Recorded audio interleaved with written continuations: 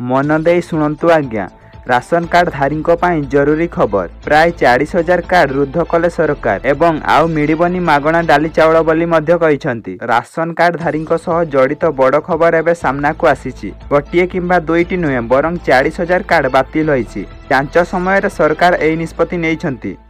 शुणु आज्ञा नकली राशन कार्ड थिबा लोकंक संख्या यथेष्ट वृद्धि पाइथिला जार अनुसंधान करा जायछि। वर्तमान जेउ मानक राशन कार्ड बातिल होईछि सेमानक जगार नुआ राशन कार्ड तैयारी करा जिवो बोली कहिसंती। दिल्ली सरकारक खाद्य एवं जोगाण विभाग कार्यधारी उपरे अनुसंधान करुछि जेउ माने प्राय 3 मास धरी राशन ग्रहण करिनाहांती। वर्तमान दिल्ली रे 19 लाख राशन कार्डधारी अछंती जहाको 71 लाख लोकंक अनुसार राशन दिया जाउछि। शुणु आज्ञा सरकार गरीब लोकंक पई राशन कार्ड व्यवस्था आनिथिले जहा माध्यम रे मागणा राशन दिया जाउथिला। जदियो केवल दारिद्र्य सीमा रेखा तळे थिबा लोक माने यार लाभ पाई परिबे किंतु नकली दलिल देखाई अनेक थोर कार्ड तैयारी करा जायछि। एभଳି लोकंक संधान रे दिल्ली सरकार गत किछि मास धरी एही अभियान चलाउथिले। एहा अधीन रे एपर्यंत प्राय 40,000 कार्ड बातिल होईछि।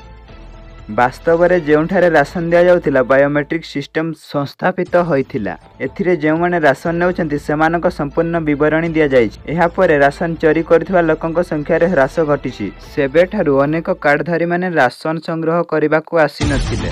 एहा परे विभाग द्वारा घर को जाई सेही लोकंक चिन्हट करा जायथिला एवं जोठारे विभाग जानिबाकू पाइला जे कार्ड रे दियाଯାଇଥିବା ठिकाना सेमानकर नुहे एहा परे कार्ड गुडीको बातिल करा जायछि।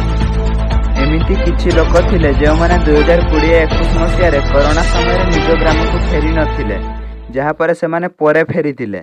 दिल्ली रो खाद्य एवं जोगाण मंत्री इमरान हुसैन लोकन को अनुरोध करी कहउछंती जे निज जो मानकर राशन कार्ड अछि से माने राशन केंद्र को से मानकर राशन नेबा उचित जहा द्वारा कई असुविधा पड़िबे नाही।